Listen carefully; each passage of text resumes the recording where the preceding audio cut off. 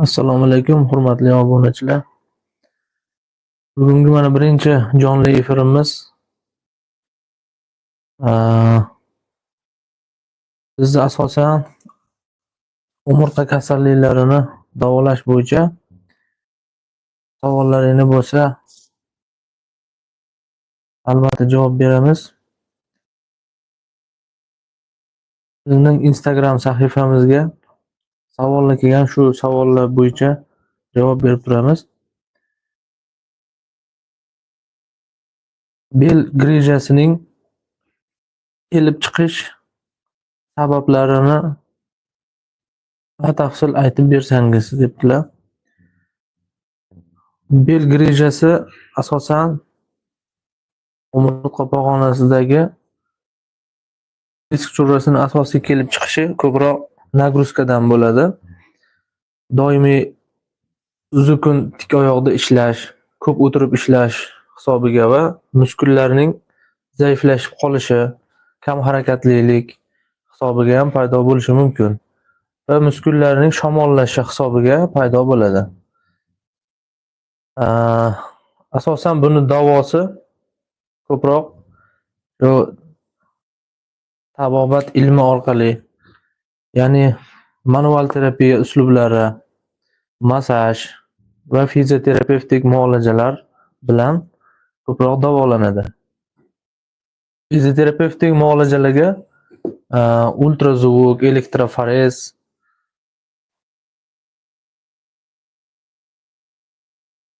va boshqa muolajalarni aytib o'tish mumkin. Juda ham ko'plab fizioterapevtik muolajalar mavjud va sanatoriy kurort lecheniyalar ham juda ham foydali. Savollarni bitta-bitta o'qiymiz. Salom Abdurazzoq. Meni belimda grijam bor. Millimetri juda kichkina, lekin kuchli og'riq beryapti.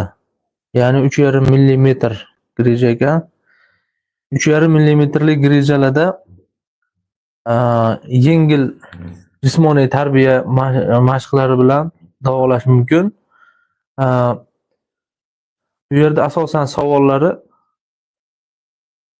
millimetr juda kichkina, lekin juda ham kuchli og'riq deyaptilar. Bu holatlarda ko'proq spondiloartroz va muskullarning shamollashi oqibatida ham og'rishi mumkin. Va bu yerda grijani kattaligiga emas, ko'proq umurtqa kanallarining kengligiga ahamiyat qaratiladi.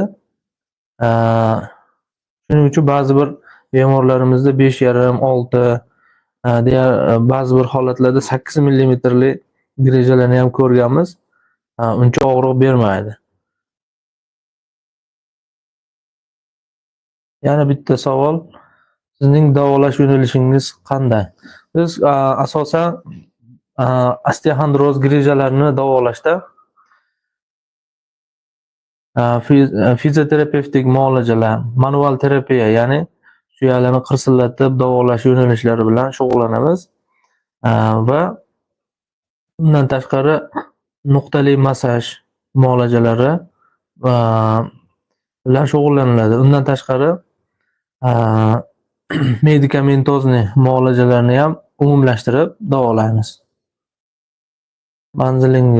Manzilimiz Namangan viloyati Chortoq tumanida, hozirgi kunda Asr shifo klinikasida faoliyat olib boryapmiz. Hozir bugungi kunda qishki mavsumga moslashgan sharoitlar bor. Bemalol kelib davolanishingiz mumkin.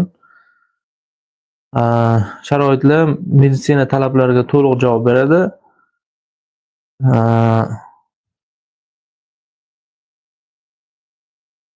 Assalomu alaykum deb yozibdilar. Va alaykum assalom.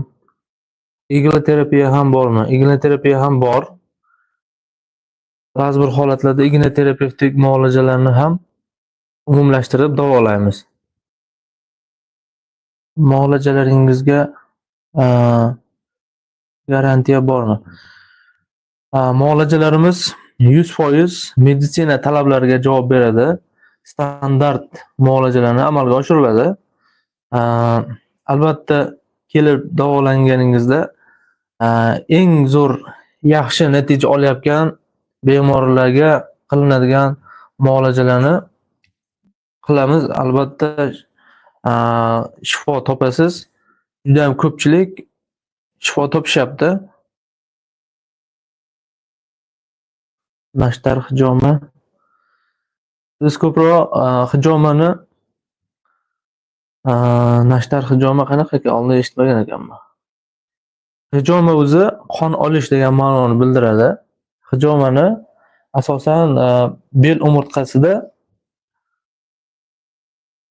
qon aylantirish va mikro sirkulyatsiyani yaxshilash uchun foydalaniladi. Nevrologiyada og'riqlarni qoldirish xususiyati bor. Bel grijalarini davolashda foydalaniladi. Nashtar hijoma baribir u ham hijoma turiga kirsa kerak. Nashtar hijomalar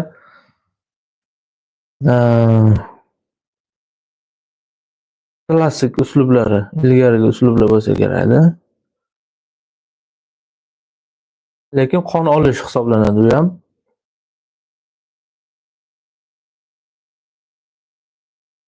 Ayollar yozishibdi. Ayol kishiga ayol muolaja qiladimi? Bizning davolash markazimizda, osteoxondroz grijalarini davolash markazimizda ayollar uchun muolajalarni ayollar amalga oshirishadi. Bemalol kelib davolanishlari mumkin. Ijobiy natijalar juda ham ko'p. Salom, mening 10 millimetrlik grijam bor. Hijoma qildirdim. Belimni massaj qildirdim. Juda ham ko'plab ukol dorilar oldim. Natija bo'lmayapti. Hijoma, azizlar, hijomani asosiy vazifasi qon aylanishini yaxshilash va spazmlarni yo'qotish xususiyati bor. Endi ukol dorilarning ham o'zini o'rni bor. Yallig'lanishlarni yo'qotishi mumkin. Muskullarda yallig'lanishlarni va qon aylanishlarini, tomir shishlarni qaytarishi mumkin. Ukol dorilar. Endi bu grija shunaqa narsaki, ikkita suyakni o'rtasida tog'ay to'qima bor. Tog'ayi ezilishidan hosil bo'ladigan narsa u. Uni hech qachon ukol dorini o'zini berib davolab bo'lmaydi. Uni tortish, o'sha spazmlarni yo'qotib, manual terapiya uslublarini umumlashtirib davolash kerak.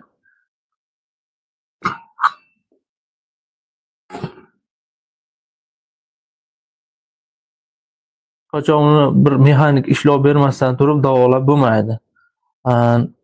Boshqa umumlashtirib davolash kerak muolajalarni. Shunda yaxshi natija bo'ladi. Belim travma bo'lgan. Bizga to'g'ri keladimi? Bel umurtqasining travma holatlarida manual terapiya uslublari qilish mumkin emas. Uni ham travmani ham qay darajadaligiga bog'liq va unga singan joyi, travma bo'lgan joyi qattiq ishlov berish bu juda ham xavfli hisoblanadi. Travma holatlariga fizioterapevtik muolajalar va oziqlantiruvchi preparatlarni berib, travmatolog bilan maslahatlashish kerak. Agar aktiv holatda bo'lsangiz, yuradigan holatda bo'lsangiz, yengil o'sha muskullarni rag'batlantiruvchi mashqlarni amalga oshirib turishingiz mumkin. Lekin bizni manual terapiya uslublari travma holatlariga to'g'ri kelmaydi.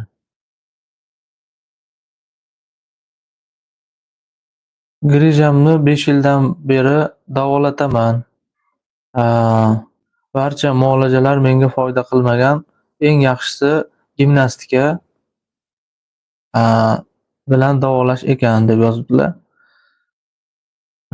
Magnit qo'ydirdim, fizioterapiya oldim, ukol dorilarni hammasini oldim, lekin natija bo'lmagan. Bir narsani tushunish kerakki, grijani davolashda o'zi standart muolajalar mavjud. Bu tibbiyotda davolab bo'lmaydigan kasallik emas, davolasa bo'ladi. Lekin o'sha tartib qoidalariga amal qilgan holatda amalga oshirilsa, albatta yaxshi natijaga erishiladi. Uni standart lecheniялari mavjud. Davosiz dard emas. Endi mana magnit, fizioterapevtik muolajalar, ukol dorilarni oldim deyaptilar, lekin ularning ham o'rni bo'lgan.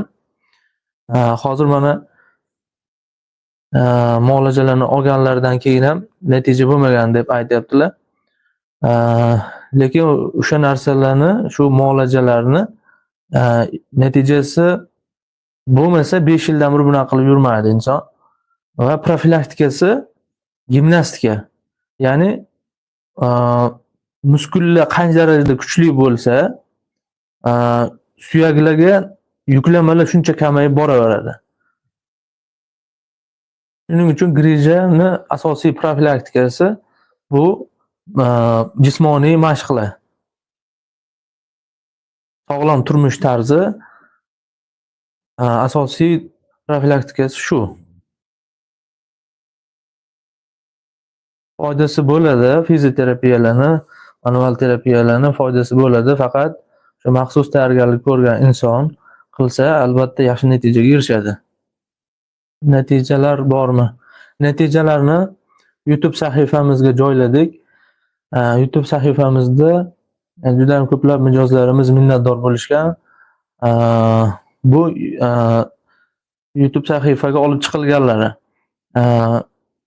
syomka qilinmay qolganlari juda ham ko'p. Mijozlar xursand bo'lganlar juda ham ko'p, yaxshi natija olishyapti. Shuning uchun butun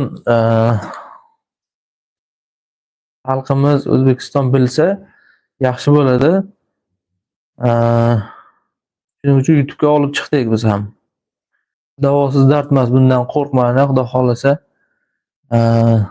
muolajalarning nafi tegadi. Kuydirib davolash mumkinmi? Kuydirib davolash yo'nalishi Xitoy tabobat ilmidan kelib chiqqan bo'lib, ba'zilar foyda ko'rganman deydi, ba'zilar natija ko'rmagan. Shuning uchun buni standart lecheniyalarida buni yozib o'tilmagan. YouTube kanalimizga a'zo bo'lib, yaqinlarga ulashib qo'yasizlar. Albatta foydali ma'lumotlar juda ham ko'p. Savollar kelgan. Savol yozilibdi. Doktor, massaj qildirdim, lekin og'riqlarim kuchayib ketdi. Nima qilsam bo'ladi? Nomeringizni ayting. Massaj muolajasini shunaqaki, masajni hamma yo'nalishlarini og'riq paytida qilib bo'lmaydi. Massaj qilishdan oldin yallig'lanish holatlarini yo'qotib, shishlarni yo'qotib, ba'zi bir moneliklarni bartaraf etgandan keyin massaj muolajasini amalga oshirsa bo'ladi. Standart muolajalarida keltirib o'tilgan. Asosan bu yerda muammo masajda emas, massajchida bo'lish kerak. Lekin og'riqni kuchaytirib yubormaslik kerak. Professionallarga ishoning. Nomerimiz 94lik 150 9423. Bu nomerlar orqali bemalol aloqaga chiqishingiz mumkin. Shu vaqtingiz soat 8 dan 5gacha ishlaymiz. Bizni davolash yo'nalishimizda manual terapiyani o'zini qilinmaydi. Manual terapiyani qilishdan oldin bemorni obyektiv, subyektiv tekshirib, instrumental laborator tekshiruvlardan o'tgandan keyin bizning muolajalar monelik qilmasa, albatta amalga oshiriladi. Birdaniga qirsillatib, uni og'ritadigan yo'nalishlarni qilinmaydi. Og'riqsiz, sifatli amalga oshiriladi. Bundan oldin spazmlarni yo'qotib, bo'shashtirib muskullarini keyin qilinadi bu muolajalar. Birdaniga amalga oshirilmaydi.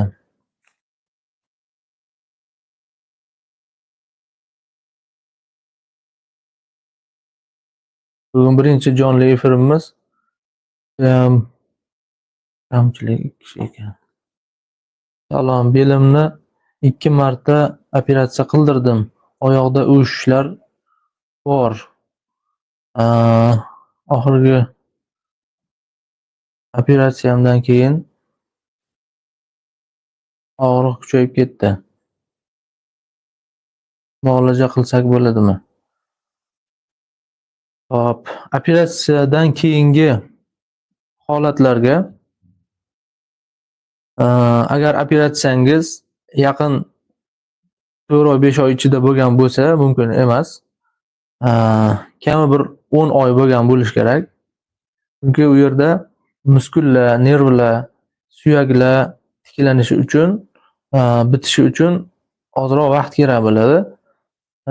Shuning uchun bizda qilinadigan muolajalar to'g'ri kelmaydi va bularni davolash uchun neyroxirurg nazoratida turasiz va fizioterapevtik muolajalar sizga to'g'ri keladi va suyaklarni rag'batlantiruvchi kalsiyga boy bo'lgan preparatlar, kalsiy preparatlari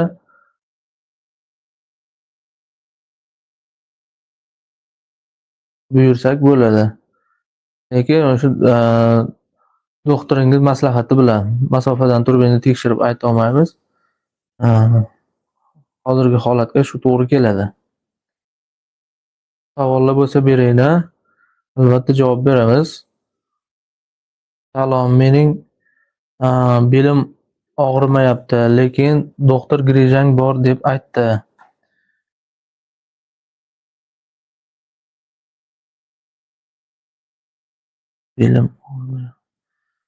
Belingiz og'rimayapti, oyoqqa beryapti ekanda bu. Songa va boldir sohamda og'riq bor. Uyqu bermaydi, qattiq og'riydi. Sonda, qo'ymichlarda og'riq bo'lishini sababi L4-L5 sohasidagi nerv tolalari qisilsa, osteoxondroz grijalar paydo bo'lsa, boldir sohalarga berishi mumkin. L5 S1 nuqta osteoxondroz grijalarida qo'ymich sohalarga og'riq berishi mumkin va harakatlarni cheklanishiga olib kelishi mumkin. Siz yaxshisi MRT qildirishingizni tavsiya qilamiz. Belli MRT xulosasini jo'nating, kerakli maslahatni berishimiz mumkin. Salom. Yuragim o'ynaydi, bezovtalik bor. Umurtqadan bo'lishi mumkinmi? Yurakni bezovta bo'lishi kamqonlikdan ham bo'lishi mumkin. Agar kamqonlikdan chiqmasa, ba'zi bir buyrak xastaliklarini oqibatida va shuni natijasida yurak bezovta bo'lishi mumkin. Agar u tomondan ham chiqmaydigan bo'lsa, umurtqa orqali o'tadigan nerv tolalarining qisilishini hisobiga yurak o'ynashi mumkin. Ba'zi bir holatlarda nafaslar qisilishi mumkin. qovurg'alarga og'riq berishi mumkin. Ba'zi bir holatlarda yuragim sanchyapti deyiladi, lekin yurakdan chiqmaydi. Asabiy bo'lib qoladi insonlar. Yerga umurtqalari qisilib qolsa, astmaga o'xshash holatlar, ya'ni bo'g'ilishlar bo'lishi mumkin. Lekin o'sha allergologga, pulmonologga uchrasa, u tomonlardan muammo yo'q deb aytishadi. Asosan shu umurtqadan chiqadi. Agar shuni ichki kasalliklarda muammo yo'q bo'lsa. Assalomu alaykum. Va alaykum assalom. Qoraqalpog'istondanman. 5,5 millimetrli grija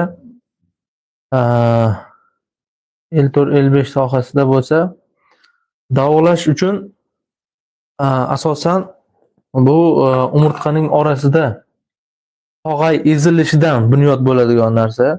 U narsani hech qachon dorilarni berib,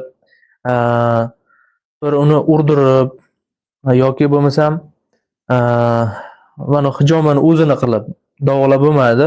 Uni ezilgan narsani tortish kerak. Tortishdan oldin o'sha yallig'lanishlarni ko'rib chiqib, qo'shimcha maslahatlarni berib davolasa bo'ladi.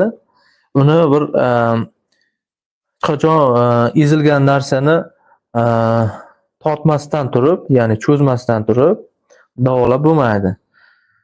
Va o'shani tog'aylarni o'zini ozuqasi mavjud. Shu ozuqalardan berish kerak. Ana shunda yaxshi ijobiy natija bo'ladi. Og'riqlarni bartaraf qilish uchun nuqtali massaj bor. Nuqtali massaj bu Xitoy tabobat ilmidan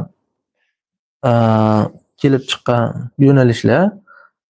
Og'riqli, ya'ni grijani asoratli nevrologik asoratlar uchun shu uslublardan foydalansa bo'ladi.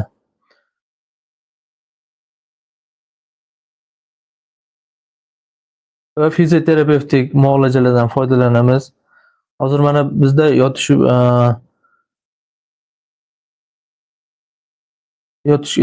bemorlar yotib davolanishyapti. Ba'zilariniki 8-10 millimetrli, 14 millimetrli grijalar ham bor. Asosan bu yerda umurtqadagi o'sha grijani kattaligiga emas, umurtqaning kanallarining kengligiga bog'liq. Va muskullardagi spazmlar, yallig'lanishlarni bir ko'rish kerak, kalsiylarni ko'rish kerak. Shamollashlarning darajasini bilish kerak.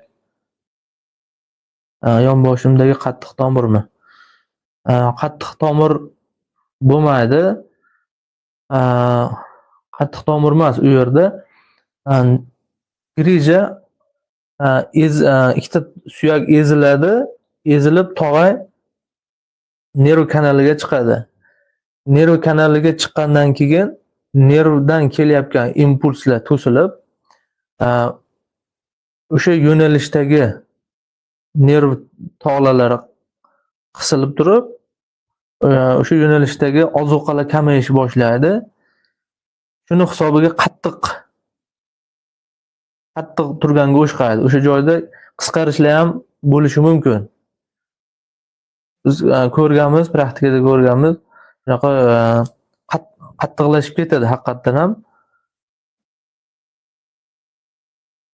Lekin u tomir emas, muskul, nerv tolalari hisoblanadi. Lecheniya oldin foydasi nol. Lecheniyani olgansiz, lekin bir qismini olgansizda, uni dorini o'zi bilan davolab bo'lmaydi. Mashq qilish uchun ham oldin og'riqlar qolish kerak. Og'riqlarni yo'qotmay turib mashq qilish qiyinroq. Meni Telegramimga yozib qo'ying 94lik 150 94 23. Men mashqlarini sizga jo'nataman. Mashqlarni qilish kerak, faqat bloklangan nervini to'g'rilab qo'yish kerak oldin. Keyin sizni harakatlaringiz yaxshi bo'ladi. Chidab bo'lmas og'riq deyapsiz-da. Chidab bo'lmas og'riqqa mashqlarni buyurish qiyinroq. Lekin uzoqda ekansiz, mashqlarni buyurib ko'ramiz. Qani og'riqlar yo'qoladimi, yo'qmi? Agar o'zingizni territoriyangizda shunaqa nuqtali massaj qiladigan va manual terapiya qiladigan mutaxassislar bo'lsa, qabuliga boring yoki vaqt ajratib, iloji bo'lsa bu yerga keling. Kerakli nima kerak bo'lsa shuni amalga oshirib davolab beraman. 1-2 metr 1-2 metr yursangiz mashq ham qila olmaysiz. Hop. Juda ham og'riq kuchli ekan. Menimcha siz shamollatib qo'ygansiz. Muskullaringiz zaiflashib qolgan bo'lishi mumkin. 1-2 metr yurib og'rig'ingiz kuchayib ketayotgan bo'lsa, mazladan suring, mazladan. Shu mazlani natijasi ham juda ham yaxshi. Mahalliy og'riqsizlantirish xususiyati bor. Lekin dorilarni yana qaytaraman. Dorilarni o'zining o'rni bor grijani davolash uchun, lekin bu harakat tizimida bo'lgani uchun bunga bir mexanik ishlov berib, tortib, shularni umumlashtirib davolashimiz kerak.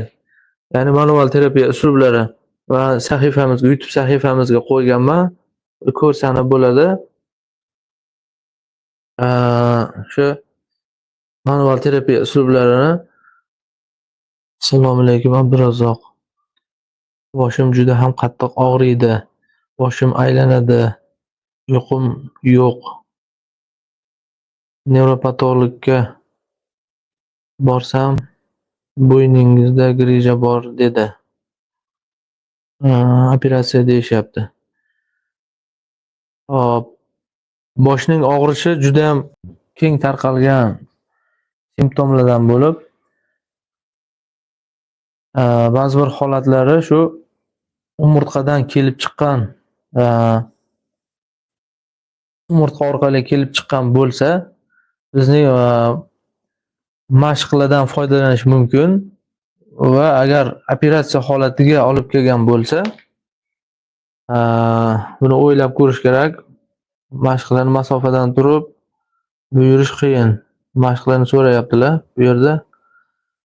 Manual terapiya uslublari, yengil-yengil cho'zish uslublari va suyaklarni rag'batlantirish uchun maxsus preparatlarni buyurishimiz mumkin. Uy sharoitida nima buyurishingiz mumkin? Uy sharoitida Nemit gelni surtib, yengil-yengil massaj qilib turing. Oyoqdan bir qismda tortib tursa ham bo'ladi, yaxshi bo'ladi. Nemit gelni parashogi bor, Nemisil degan. Ana shuni ichib ham surtib, ham parashogini ichib tursangiz bo'ladi. Masofadan turib endi dori buyurish qiyin. Eng xavfsizlarini aytishimiz mumkin uzoqdan turib. Qolganlarini ko'rgandan keyin batafsil aytishimiz mumkin. Yelkamda og'riq va qo'limga uyushish beradi. Yelkadagi og'riqlarni ham manual terapiya uslublari bilan davolash kerak. Albatta keling davolab beramiz inshaalloh. Uy sharoitida vannalarni qilish mumkin oyoqqa issiq. Issiq vannani, ya'ni tanamizning harorati 36 gradus bo'ladi. Vannani harorati bir 48-50 gradus bo'lsa, qon aylanishlarini yaxshilash uchun yordam beradi. Bu ham og'riqlarni qisqa muddatga davolashi mumkin. Qon bosimlarini ko'rib qo'yish kerak albatta. Bu issiq muolaja qon bosimini oshirishi mumkin. Assalomu alaykum Abdurazzoq. Qo'ymichim og'riydi va qo'ymichdagi og'riq tovonga tushib, tovonga ham qo'shilib qoldi.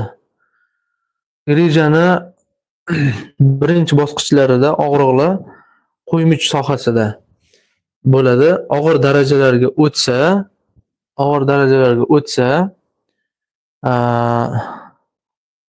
o'sha tovon qismlariga, boldir qismlariga og'riqlarni berishidan shikoyat bo'ladi.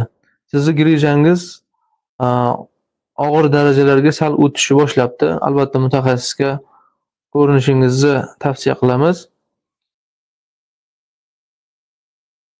Albatta sizni ham muolajalarimizga taklif qilamiz. Manzil deb yozibdilar. Manzil Namangan viloyati Chortoq tumanida.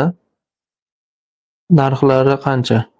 Narxlari kelishilgan holatda bo'ladi. Muolajalarni davolash narxlari qancha? Kasallik grejani ham og'ir, yengil darajalari mavjud. Shunga ko'ra qilinadigan muolajalarga qarab belgilanadi. Albatta xalqimizga foyda bo'ladigan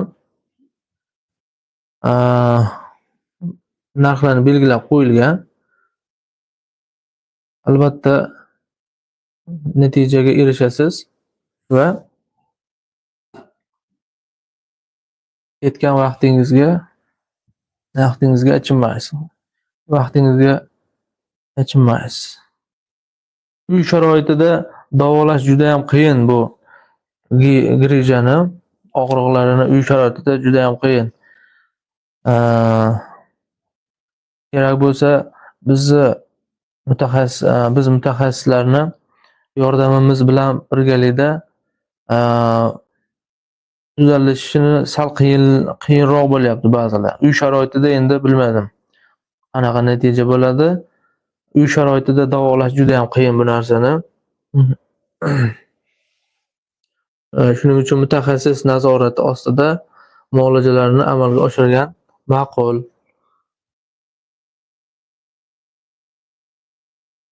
Albatta buni standart lecheniyalar bor.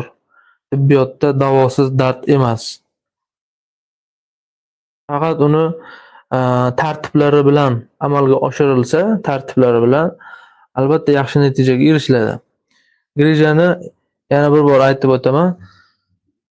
Greja shu suyani orasidagi narsa, suyani orasidagi tog'ayning ta'sirlanib qolishi, ya'ni deformatsiyaga uchrab qolishini oqibatidagi bo'ladigan narsa. Shuning uchun bunga tog'ayni rag'batlantiradigan vositalar va shu suyaklarni tortish muolajalari bilan va maxsus manual terapiya texnikalarini umumlashtirib davolash kerak. Ko'r-ko'ronni lecheniya qiladigan kasalliklar turiga kirmaydi. Jiddiyroq yondashasiz. Asallashma opamiz. Asallashma.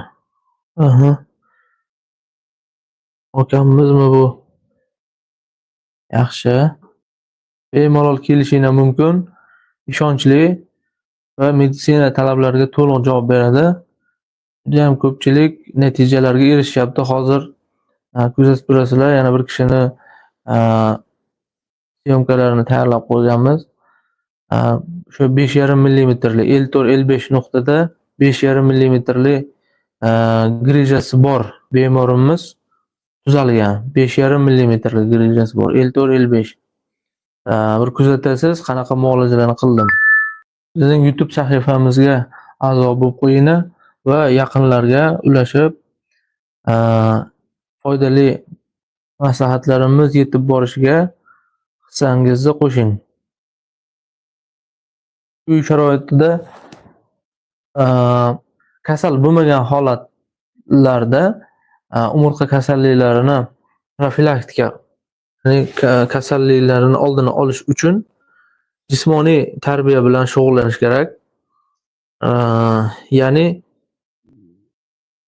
jismoniy tarbiyani o'rni shundaki, muskullarni zaiflashib qolishiga yo'l qo'ymaydi. Agar suyak muskullari zaiflashsa, suyakka yuklama ko'payib ketadi. Shuning uchun grijalar ko'pi shu ko'p o'tirishdan paydo bo'lyapti. Shuning uchun asosiy profilaktikasi jismoniy tarbiya, sog'lom turmush tarzi. Buni organik kasalliklar turiga kiradi.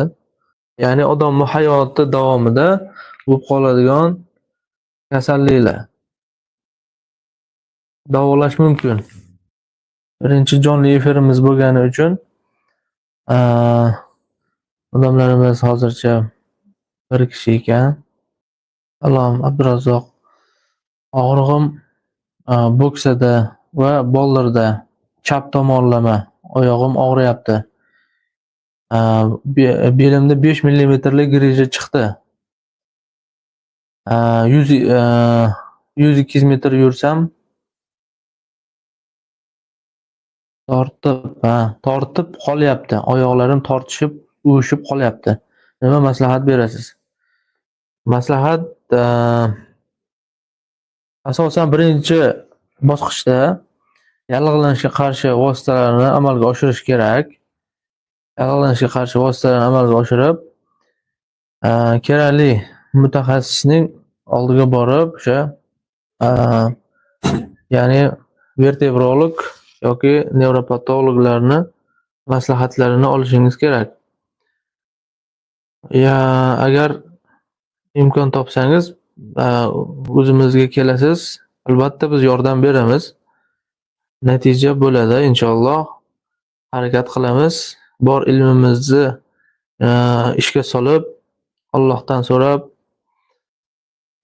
albatta ijobiy natijaga erishasiz.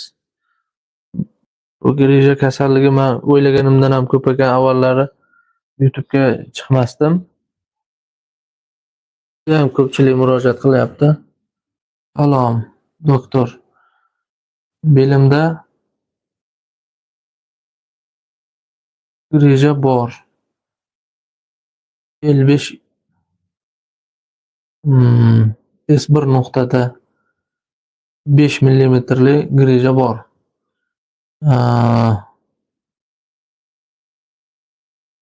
Malatokda urdirsam shifo topamanmi? Maslahatingiz kerak. Hop.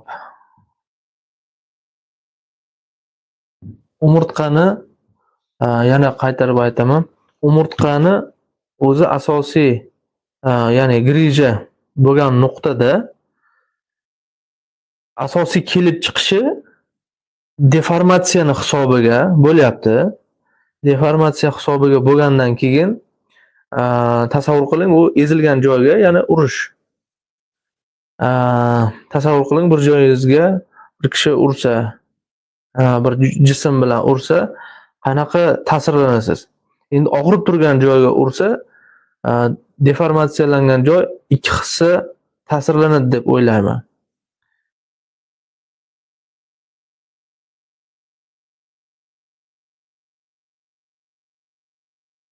Malatokda urdirishni, urib davolashni uncha tavsiya qila olmaymiz.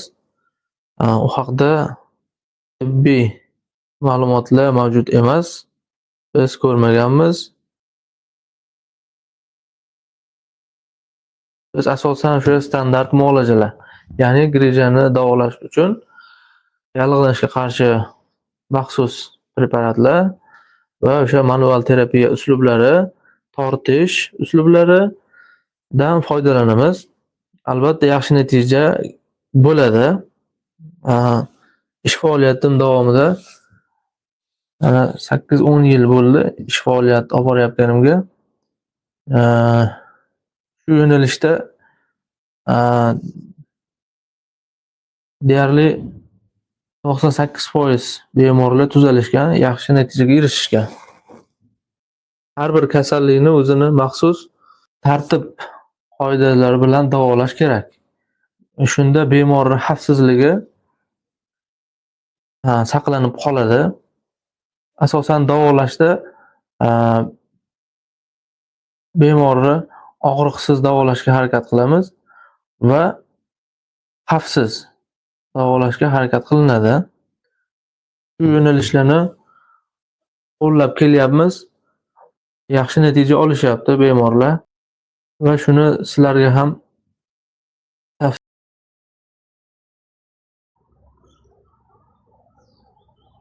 bizning atroflarimiz qirliklardan iborat. Mana qorlar yog'di. Tabiatga gap yo'q.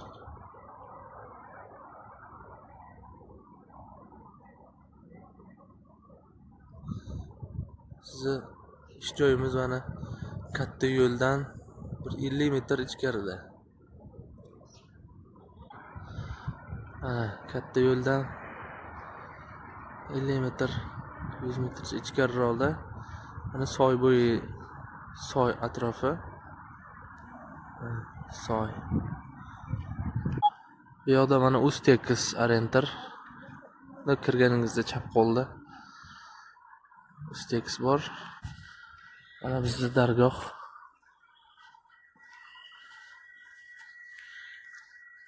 Asr shifo maskani.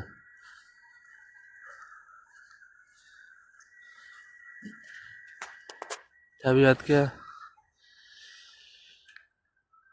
gap yo'q.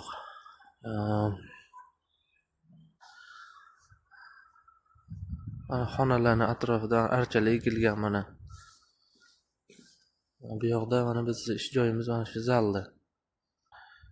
Ko'pchilik mana boshqa viloyatlardan kelganlar aytishyapti, havosi juda yaxshi ekan degan gaplarni gapirishyapti. Haqiqatan ham havo zo'r.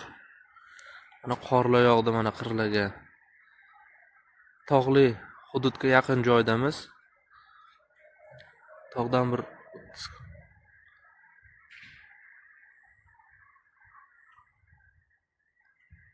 qorlar yog'di, вообще zo'r tabiat. Havo toza.